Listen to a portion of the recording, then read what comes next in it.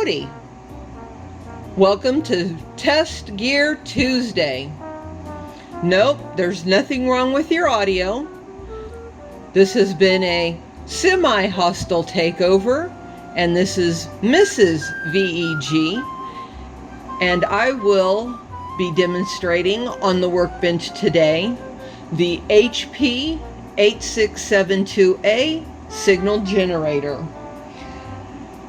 This covers from 2 gigahertz to 18.6 gigahertz, and this beauty was born in 1977, coming in at a whopping 60 pounds. We have a height of 5.5 inches, a width of 16 3/4 inches, and a length, yes, holy cow, length is going to be 23 3/4 inches. And with no bells, no whistles added to it, this puppy cost you out the door a whopping $39,000. Nope, didn't stutter on that one. $39,000. We were able to pick this beauty up for 300 bucks. And today we are going to do the overview. We're going to show you the guts of the operation, as well as, I don't know if you can see, but we have a broken switch. So we have a replacement board with a new switch, backside there, that we are going to put in line. This side of the face of the signal generator, you're going to have the range, dBm, and your meter. The meter mode, the RF mode, the in connector, the RF range selector,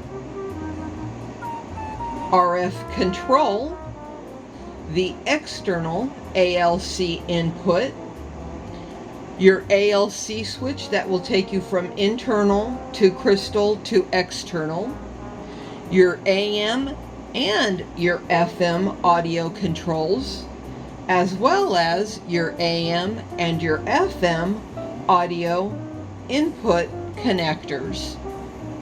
On this half, we have the frequency control panel. We have your frequency push buttons, which will allow you to do your 100 megahertz, your 1 megahertz, your 10 kilohertz, and then your 1, 2, or 3 kilohertz, depending on the frequency that you're selecting. Here we have the tuning control, which will allow you to tune in your frequency. Over here we have the hold button, which will lock your frequency in place. You have your preset, which will automatically reset your frequency back to 3 gigahertz. And here you're going to have your on-off switch. As you could tell on this one, it's broken, and that's why we're replacing this panel. Okay, now that we've done some mood lighting, hopefully the display will be more visible for you. What we are going to do is we are going to test our range. We do not have a 18 gigahertz frequency counter. We will be using this one that goes to a max of 2.4 gigahertz. As you can see, we have our range maxed out. We are still set at the preset. I'm going to go ahead and take it down to 2 gigahertz. Frequency counter is matching there. I'm going to slowly take us back up to see where we could max out.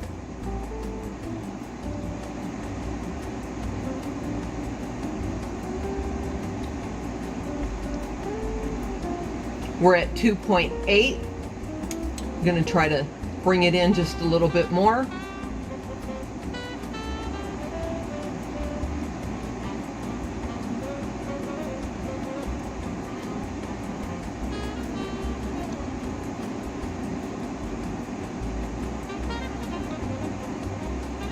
Okay, we're at 2.810 gigahertz. We tested off camera and that was our max before we started getting distortion, so that is a really good range. At least that's what Jack says. We'll go ahead and power it down and crack the case open and see what's on the inside. Alright, we have it flipped on its belly. Took the bottom cover off, so figured do a quick overview real quick of the back side of it as Jack is sitting here laughing at me. And we have a lot of silk screening that has been done that is providing lots of valuable information. Also, there is a plastic or acrylic cover on the board, which is very nice. Also, nice craftsmanship, good quality work. As you can see, there is gold on there.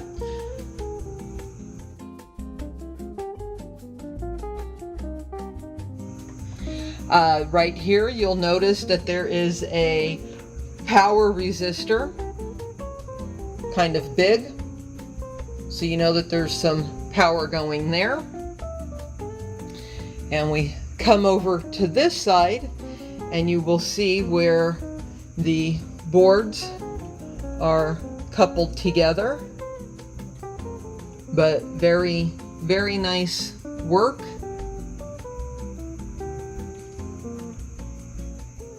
It's rather clean for its age, 1977, so you know that it's been around for a while. We are going to, let me come up here, we're removing this, remember, broken switch. You can see that somebody's already been in here. We've got some stripped out screws. And then you come down to this end and Shazamo, completely missing screw. But that's what happens when you're dealing with old pieces of equipment.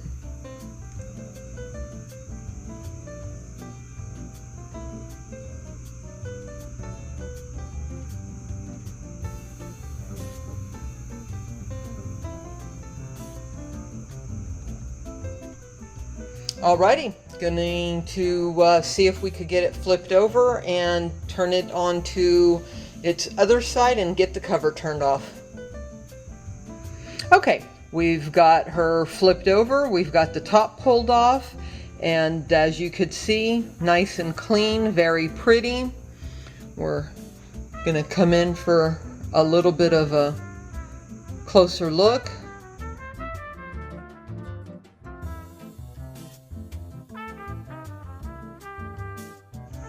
And there's our caps. Big, don't touch unless you want to get a permanent perm. Transformer. Again, silk screening done, letting you know what everything is.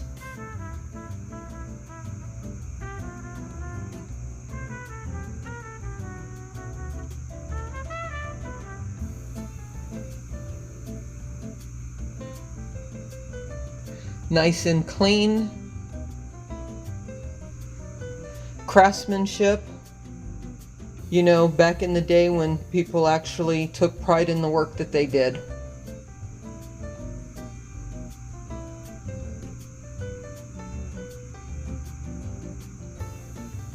Let me swing around here and I'm going to show this right here is the panel that we're going to attempt to replace, and it looks like just a few connectors and should be, fingers crossed, something fairly easy to do. We have a piece of paper here, so somebody's been in this before. It's been ripped, so not a a lot of information, but as you could see, everything is, oop, that's going to be blown out. But you guys get the gist of it, with just beautiful job that they did in building this and making sure that you'll have to stand on your head to read that one. It's upside down and that's up against the workbench, so not going to be able to get a perfect shot for you to be able to see what that is, but you can learn how to read upside down.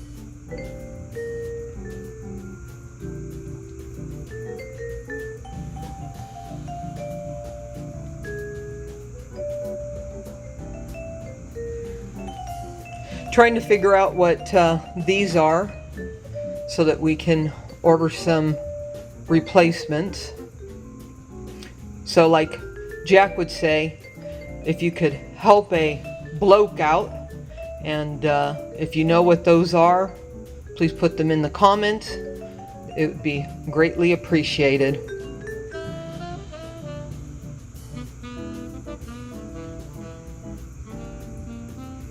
Alrighty, I think we're going to work on replacing that faceplate, and we'll be back. Alright, just wanted to show what an excellent job HP did with craftsmanship. As we were showing when we had it flipped over that we had the screws. So we had a screw here that needed to be removed for the panel. Same thing on the back side. So if you end up needing to replace a panel on one of your machines, easy instructions on how to do it. And just to show, pull this out just a little bit. And if you notice, you're going to see that little lever coming out. And as I pull this out, you will see that this front panel is loose on this side, but it is attached to this little slider bar here, and it has two screws on the side here that will need to be taken down. And let me get in here so that you can see the slider coming in and out. And again, two screws holding it together. Excellent craftsmanship. You don't have the front just plopping out.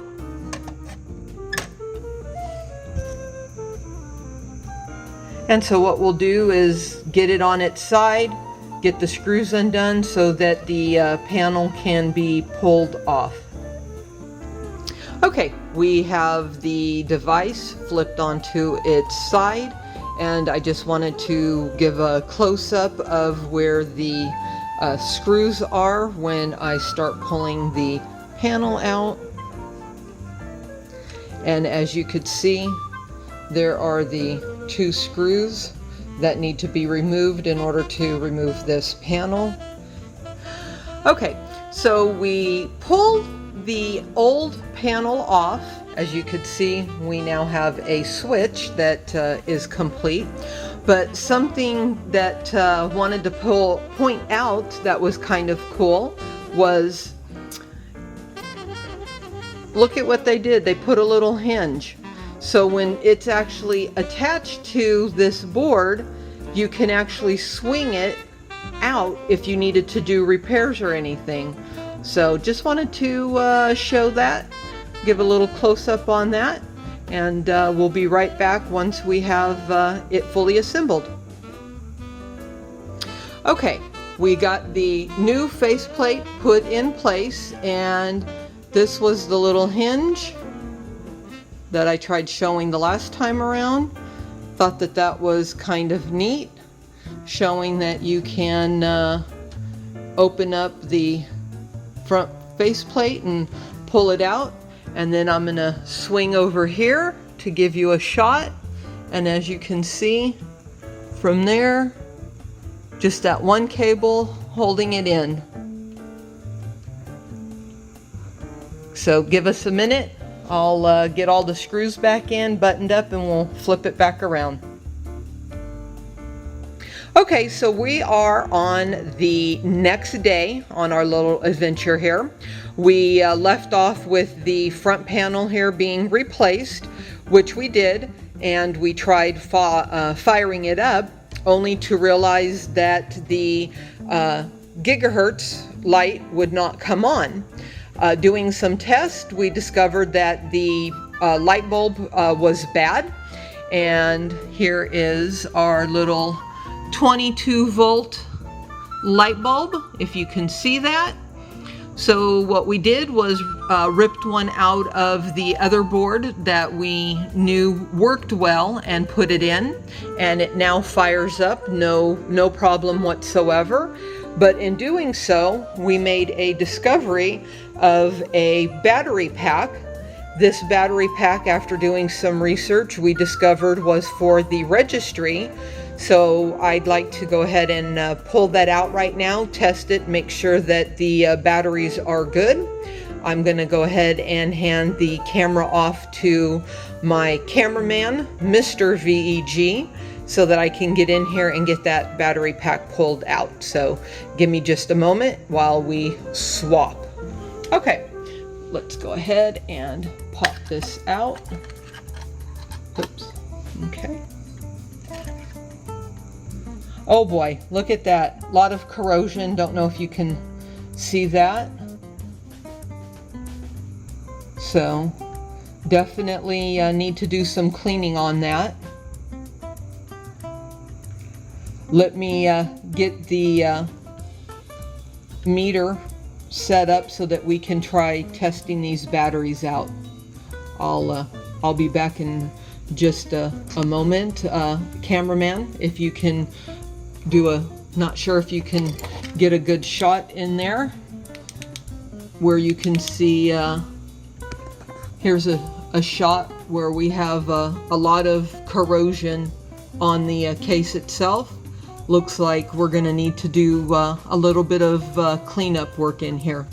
Let's go ahead and get that taken care of, and we'll be right back. All right, we have the battery packed as well as the voltmeter out. One interesting find that we made was a date code right there, which is 8409. So we have 1984, the month of September. That puts this battery pack at just over 36 years old. We're going to go ahead and test it. There is no determination on what is positive, what is negative. We're just going to start poking around, see what we get. Okay, that is a negative to 2.3, so that means that we are in the wrong spot. Let me swap. 2.3 volts, not bad for its age. However, each one of these is 1.5, so we should have come in at 4 total. Means we have a bad pack. So it'll be eBay search time to see if we could get a new battery pack. If for some reason we are unable to locate a new battery pack, what VEG will do will be to come in and get the flashlight here and put in an aftermarket battery pack on the unit for us to get that taken care of.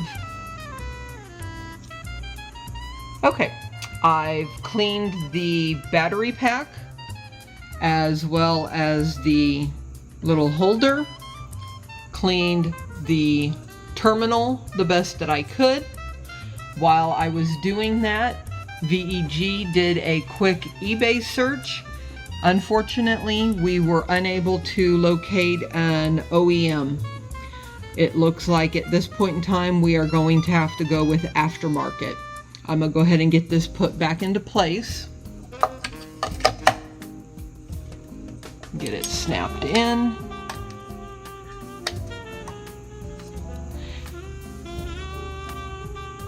And don't she look pretty? Since the cover is off, we are going to utilize the isolation transformer and take this opportunity to check some voltages. Okay, well, I'm sure that you can tell by all of the noise and all the pretty little lights that we have the signal generator turned on. We did that using the isolation transformer in order to have all of our safety measures available to us. So please remember, safety, safety, safety. We went ahead and tested voltages, or let me rephrase that, I tested voltages. Thank you, Jack. What I did was I did ground, and I was able to successfully test the -40, the -10, the -5.2, the +5.2, the +20, and the +11. Some of them hit dead on, others were well within tolerance, so very happy about that. At this point, we are going to button everything back up, flip her around, and get a frequency counter hooked up so that we could do some testing and see where we end up. So we'll be back. Okay, one thing forgot to show previously was what the power draw for the signal generator was going to be. As you can tell right now, we're drawing in at about 120 volts. We're getting ready to flip the switch to power it up so that we could see what we've got. And it seems to be steadying out about 118, 119. Let me flip us over to the amps.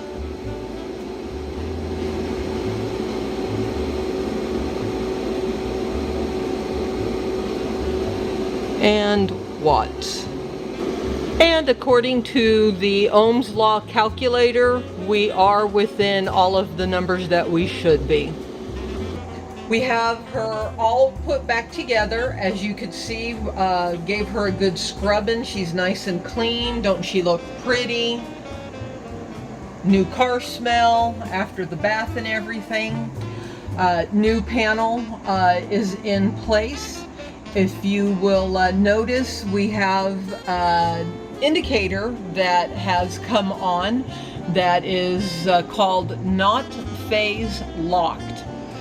Was not on the old panel, can only assume that those light bulbs were not functioning, or maybe the panel had other issues with it. But this is in direct correlation to the RF output switch. If you notice right now, it is currently off.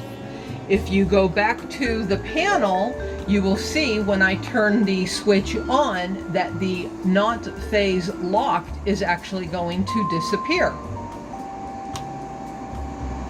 And it's gone. Okay, we're at our preset of 3 gigahertz. We're gonna go ahead and bring it down to 2 gigahertz, and we're gonna take our testing from there. See where we land.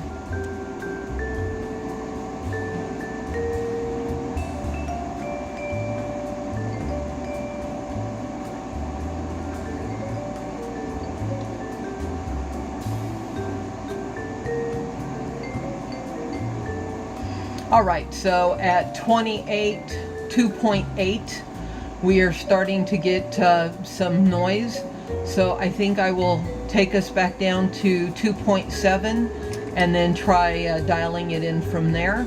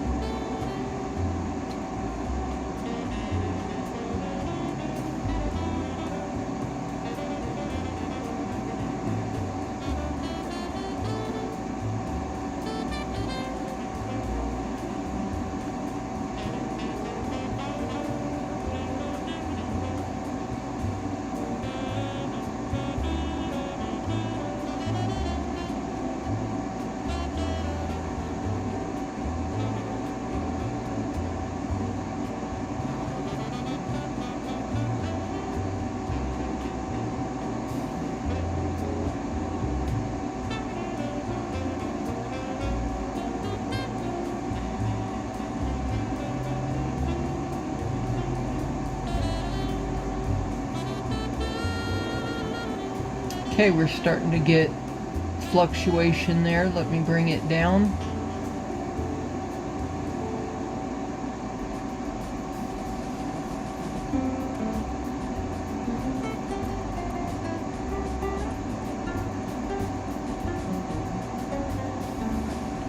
Okay, it's starting to stay steady there.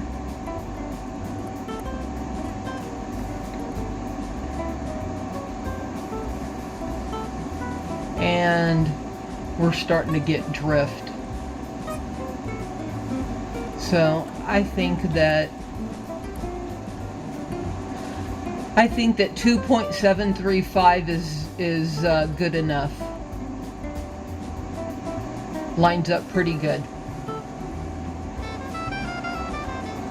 So that's going to do it for this video. Side note, I am not an expert. I know absolutely nothing about signal generators, had never touched one, worked on one, or did anything to one previously. Everything I did was based off of either notes that I read or instruction from Mr. VEG, who is an excellent teacher. But this is Mr. VGE now playing with the knobs.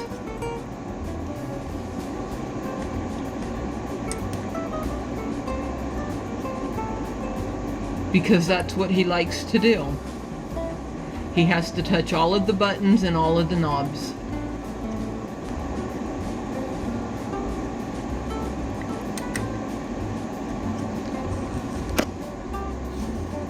All right, we'll see you in the next one.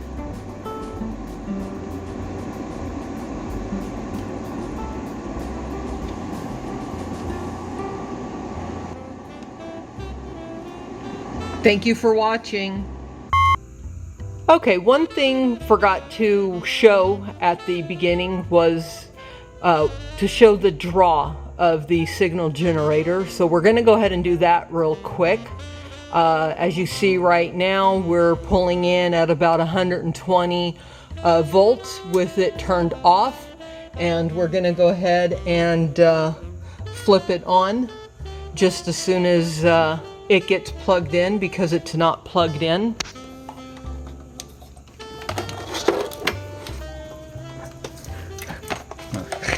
Okay, it's take 5,000, 7 billion, 300 gazillion, and 24.